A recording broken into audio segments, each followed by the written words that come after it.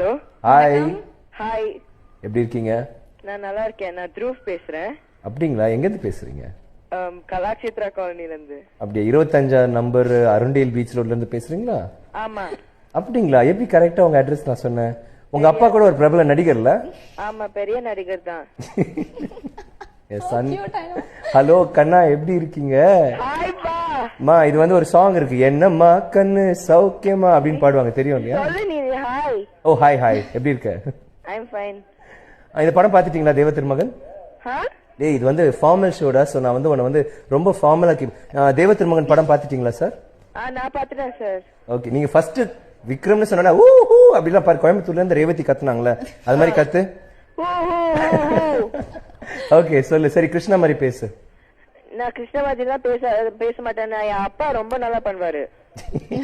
சும்மா டேய், பில்டப்லாம் கொடுக்காத, எல்லாருக்கும் தெரியும் நீ என் பையன்ட்டு.